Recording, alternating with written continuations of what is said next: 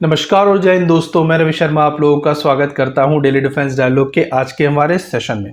दोस्तों, भारत की military history में कुछ ऐसी स्टोरीज हैं जिन्हें सिर्फ हिस्ट्री नहीं कहा जा सकता।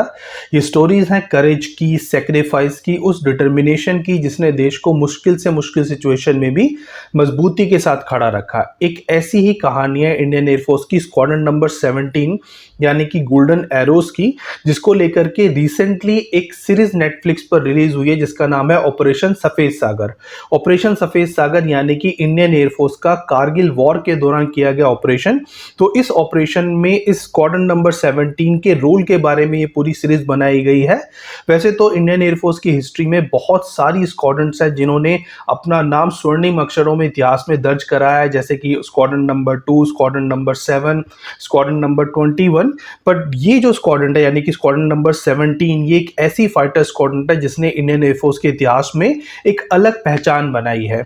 और जब बात आती है 1999 कारगिल वॉर की या फिर ऑपरेशन सफेद सागर की, तो गोल्डन एरोज का नाम बेहद सम्मान के साथ लिया जाता है। तो आज के हमारे सेशन में हम इसी स्क्वाड्रन नंबर 17 के बारे में बात करेंगे। इसकी शुरुआत कैसे हुई, इस स्क्वाड्रन ने इंडियन एयरफोर्स के इतिहास में क्या क्या अचीव किया, और ऑपरेशन सफेद सागर के दौरान इसके एयर वॉरियर्स ने किस तरह की मुश्किल परिस्थितियों का सामना किया। तो ये सारी चीजें हम अपने आज के सेशन में कवर करने जा रहे हैं। तो जल्दी से शुरू करते हैं हम अपना आज का सेशन। तो दोस्तों, स्क्वाड्रन नंबर 17 की कहानी शुरू होती है 1951 से। तो अक्टूबर 1951 में इसको आदमपुर एयरफोर्स बेस पर रेस किया गया था। हालांकि इसका पहला जो एयरफोर्स स्टेशन था वो अंबाला एयरफोर्स स्टेशन था। तो इस स्क्वाड्रन ने शुरुआत से ही अपनी अलग जगह ऑपरेशन स्ट्रक्चर में बनानी शुरू कर दी थी, क्योंकि इंडियन एयरफोर्स ने स्क्वाड्रन को एक फाइटर स्क्वाड्रन के रूप में स्टैब्लिश किया था। इसका नाम रखा गया गोल्डन एरोज, और समय के साथ साथ स्क्वाड्रन ने अलग अलग फाइटर एयरक्राफ्ट ऑपरेट किए और बदलती टेक्नोलॉजी के साथ खुद को भी लगातार अपग्रेड किया। जैसे कि 1951 में जब स्क्वाड्रन को रेस किया गया था, तो उस समय स्क्वाड्रन के पास हार्वर्ड नाम के एयरक्राफ्ट हुआ करते, जो कि पुराने सेकेंड वर्ल्ड वॉर के एयरक्राफ्ट थे। उसके अलावा कुछ सालों बाद यानी कि 1955 से 57 के बीच में इसने वैम्पायर एयरक्राफ्ट को ऑपरेट किया। इसके अलावा 1957 से 1975 तक बहुत लंबे टाइम तक इसने हॉकर हंटर एयरक्राफ्ट को भी ऑपरेट किया। फिर आया 1975 जब स्क्वाड्रन को मिग 21 दिए गए, और 1975 से लेकर 2016 तक इस स्क्वाड्रन ने मिग 21 ऑपरेट किए। हालांकि 2016 में जाकर इसको नंबर प्लेटेड कर दिया गया, यानी कि कुछ समय के लिए इसको रिटायर कर दिया गया। फिर आया ईयर 2019 जब भारत में पहली बार रैफाल आए, तो रैफाल इसी स्क्वाड्रन को पहली बार हैंडओवर किए गए। तो भारत में जो दो स्क्वाड्रन्स है रैफाल की, उनमें से एक इस समय गोल्डन एरोज है जिसके पास रैफाल है। तो इस तरह से लगातार इस स्क्वाड्रन ने एयरक्राफ्ट के साथ टेक्नोलॉजी में भी अपग्रेड किया है, और यही अडेप्टेबिलिटी आगे चल के गोल्डन एरोज की सबसे बड़ी स्ट्रेंथ में से एक बनी। स्क्वाड्रन का इतिहास सिर्फ एयरक्राफ्ट बदलने की कहानी नहीं है, बल्कि उन पायलट्स और ग्राउंड क्रू की कहानी है जिन्होंने हर जनरेशन में फाइटर एयरक्राफ्ट को मास्टर किया और इंडियन एयरफोर्स के ऑपरेशन मिशंस में यहां पर योगदान दिया। और यही कुछ इस स्क्वाड्रन का जो मोटो है, जो कि है उद्यम अजस्त्रम यानी कि अराइजेस फॉरएवर। तो जब भी इस स्क्वाड्रन को जो भी चुनौती दी गई है उसको पार पाके इसने अपने स्टैंडर्ड्स को फर्दर अपग्रेड किया है। भारत के सामने जब भी कोई डिफिकल्ट सिचुएशन आई है या फिर भारत ने जब भी कोई बड़ी वॉर लड़ी है, ये स्क्वाड्रन हमेशा फोरफ्रंट पे खड़ी नजर आई है। चाहे वो 1961 का ऑपरेशन विजय हो जब भारत ने गोवा को अनेक्स कराया था, या फिर 1965 इंडो पाकिस्तान वॉर हो जब दिल्ली को प्रोटेक्शन देने के लिए स्क्वाड्रन को बुलाया गया था। इसके अलावा 1971 वॉर में स्क्वाड्रन ने विंग कमांडर नरेंद्र छत्रत के कमांड के अंदर कुर्मीटोला एयरबेस के ऊपर एक बड़ा अटैक किया था, जहां पर पाकिस्तान के दो सेबर एयरक्राफ्ट को यहां पर शूट डाउन किया गया था। इसके अलावा 1999 में कारगिल वॉर के दौरान ऑपरेशन विजय में स्क्वाड्रन का कंट्रीब्यूशन बहुत बड़ा था, और रिसेंट में भी ऑपरेशन सिंदूर में भी स्क्वाड्रन ने पार्टिसिपेट किया और इसका कंट्रीब्यूशन बहुत बड़ा यहां पर भी था। हालांकि बहुत ज्यादा यहां पर इस चीज को लेकर के इंफॉर्मेशन अवेलेबल नहीं है, पर जब भी भारत को जरूरत पड़ी है ये स्क्वाड्रन हमेशा फ्रंट पे खड़ी नजर आई है, और अपने एयर वॉरियर्स के थ्रू इसने भारत की जो सरहद हैं उसको पूरी तरह सिक्योर किया है। अब दोस्तों इंडियन एयरफोर्स की किसी भी फाइटर स्क्वाड्रन की सबसे बड़ी स्ट्रेंथ उसका एयरक्राफ्ट नहीं होता। एयरक्राफ्ट यहाँ पर चाहे कितना भी एडवांस क्यों ना हो, अगर उसके पीछे trend pilot, experience ground crew, strong operational planning नहीं है तो उसकी कैपेबिलिटीज का पूरा फायदा नहीं उठाया जा सकता। जैसे कि पाकिस्तान के पास एडवांस F-16 होने के बावजूद भी हमारा MiG-21 उसको हिट कर देता है। तो गोल्डन एरोज ने समय के साथ साथ अलग अलग फाइटर प्लेटफॉर्म ऑपरेट किए और इसी एक्सपीरियंस ने स्क्वाड्रन को एक हाईली एक्सपीरियंस फाइटिंग यूनिट के रूप में डेवलप किया। लेकिन गोल्डन एरोज की हिस्ट्री में एक ऐसा एयरक्राफ्ट आया जिसने स्क्वाड्रन को एक अलग पहचान दी। जी हम बात कर रहे हैं ग्रेट MiG-21 के बारे में। तो MiG-21 एरा में जो गोल्डन एरोज ने इंडियन एयरफोर्स के फाइटर ऑपरेशंस में महत्वपूर्ण योगदान दिया, लेकिन इस स्क्वाड्रन की सबसे बड़ी जो चैलेंजिंग स्टोरी थी वो थी कारगिल वॉर। तो जैसा कि हम सब जानते हैं कि 1999 में भारत और पाकिस्तान के बीच में कारगिल कॉन्फ्लिक्ट शुरू हो चुका था। इंडियन आर्मी बेहद डिफिकल्ट माउंटेन टेरेंस में पाकिस्तानी पोजीशंस के खिलाफ ऑपरेशंस कर रही थी और कारगिल का जो बैटलफील्ड है वो एक नॉर्मल बैटलफील्ड जैसा नहीं है। यहाँ के जो माउंटेन्स है वो काफी ज्यादा ऊंचे हैं और कई एनिमी पोजीशंस ऊंची पहाड़ियों और रिज लाइन पर थी। तो इंडियन ट्रूप्स को इन पोजीशंस तक पहुंचने में बहुत कठिनाई हो रही थी। तो ऐसे समय में इंडियन एयरफोर्स को बैटलफील्ड में यहाँ पर बुलाया गया।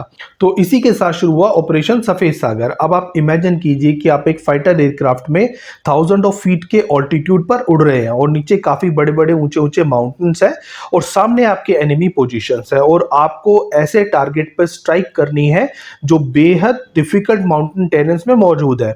हाई ऑल्टीट्यूड ऑपरेशन में वैसे भी एयरक्राफ्ट की परफॉर्मेंस पर असर पड़ता है क्योंकि वहां की जो एयर है वो काफी ज्यादा थिन होती है। Weapon employment, navigation, target identification, weather, ये हर चीज वहां पर क्रिटिकल बन जाती है और सबसे इंपॉर्टेंट बात यहाँ पर पायलट के पास जो गलती करने की गुंजाइश है वो यहाँ पर बहुत कम होती है। तो कारगिल में इंडियन एयरफोर्स ने इन्हीं चैलेंजेस के बीच में ऑपरेट किया।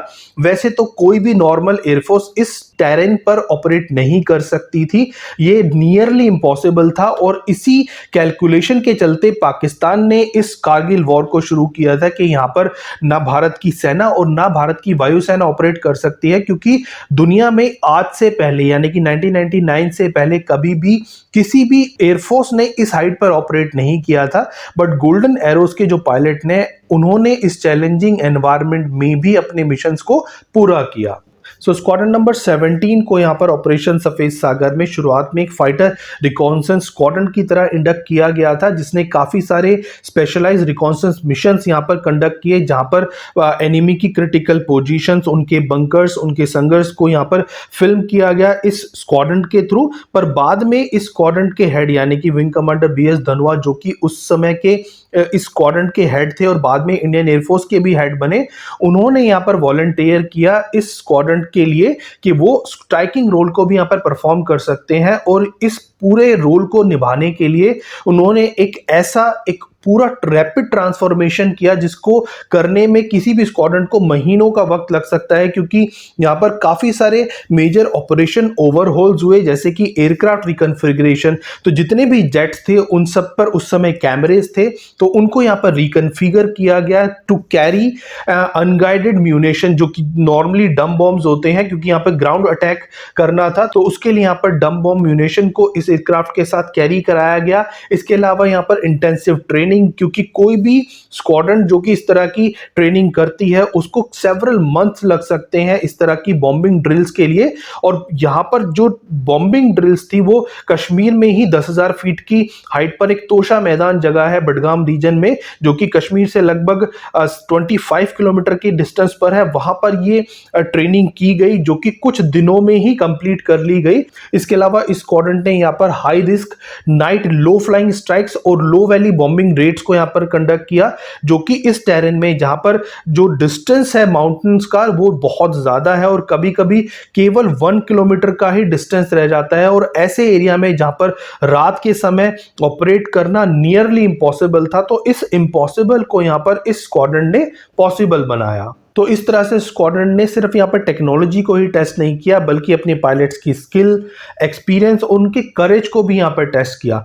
नॉर्मली एक फाइटर पायलट को जब वो एयरक्राफ्ट उड़ाता है तो यहाँ पर अपने एयरक्राफ्ट को कंट्रोल करना होता है, साथ ही साथ उसको नेविगेशन करनी होती है, टारगेट लॉक करना होता है, मिशन पैरामीटर्स को फॉलो करना होता है, और ये भी सब जब हॉस्टाइल एनवायरनमेंट में करना होता है, स्पेशली कारगिल जैसे हॉस्टाइल एनवायरनमेंट में, तो ये बहुत डिफिकल्ट जॉब हो जाती है। और यही वजह है कि ऑपरेशन सफेद सागर इंडियन एयरफोर्स की ऑपरेशनल हिस्ट्री का एक बहुत इंपॉर्टेंट चैप्टर माना जाता है, जहां पर भारत ने काफी सारे इंपॉर्टेंट लेसन्स भी सीखे, जैसे कि मॉडर्न वॉरफेयर में सिर्फ ज्यादा नंबर ऑफ एयरक्राफ्ट होना ही काफी नहीं है, आपके पास accurate intelligence, precision weapon, surveillance और इफेक्टिव कोऑर्डिनेशंस भी होने चाहिए। कारगिल वॉर के दौरान इंडियन एयरफोर्स ने अपने एयर ऑपरेशन से यह दिखा दिया कि डिफिकल्ट माउंटेन टेरेन्स में भी एयर पावर किस तरह से ग्राउंड ऑपरेशंस को सपोर्ट कर सकती है। आने वाले कई सालों में इंडियन एयरफोर्स की ऑपरेशनल थिंकिंग और उसकी कैपेबिलिटीज को ये ऑपरेशन लगातार इन्फ्लुएंस करता रहेगा। एटलास स्क्वाड्रन नंबर 17 की इस विजय गाथा के पीछे सिर्फ एक नाम, एक एयरक्राफ्ट या फिर कोई इंडिविजुअल नहीं है, बल्कि डेकेड्स की हिस्ट्री है, उसकी पिछली जनरेशन्स के पायलट्स हैं, ग्राउंड क्रू की मेहनत है, कॉम्बैट एक्सपीरियंस है, इसके पीछे इंडियन एयरफोर्स की लगातार बदलती टेक्नोलॉजी के साथ अडेप्ट करने की एबिलिटी है। और गोल्डन एरो हमें ये दिखाता है कि मिलिट्री पावर सिर्फ वेपन्स या फिर एयरक्राफ्ट से नहीं बनती, बल्कि इसके पीछे इंसान होते हैं, वो पायलट होते हैं जो कि एयरक्राफ्ट उड़ाते हैं, वो टेक्नीशियंस जो कि एयरक्राफ्ट को मिशन रेडी रखते हैं, वो प्लानर जो कि ऑपरेशंस डिजाइन करते हैं, और वो पूरी टीम जो कि किसी भी ऑपरेशन को सक्सेसफुल बनाती है। गोल्डन एरो सिर्फ एक स्क्वाड्रन का नाम नहीं है, बल्कि एक लेगेसी है, एक ट्रेडिशन है, और उन एयर वॉरियर्स को एक ट्रिब्यूट है जिन्होंने देश की सुरक्षा के लिए आसमान में अपनी ड्यूटीज को निभाया और अपने प्राणों की आहुति दी। दोस्तों, अब इस सेशन को आज हम यहीं एंड करने जा रहे हैं। जल्द आपके सामने फिर हाजिर होंगे इसी तरह का एक और इंटरेस्टिंग टॉपिक लेकर के। तब तक आप देखते रहिए डेली डिफेंस डायलॉग। हमारे चैनल को लाइक कीजिए, सब्सक्राइब कीजिए, बेल आइकन दबाना बिल्कुल ना भूलिएगा और अपने कमेंट भेजना भी ना भूलिएगा। तब तक के लिए जय हिंद।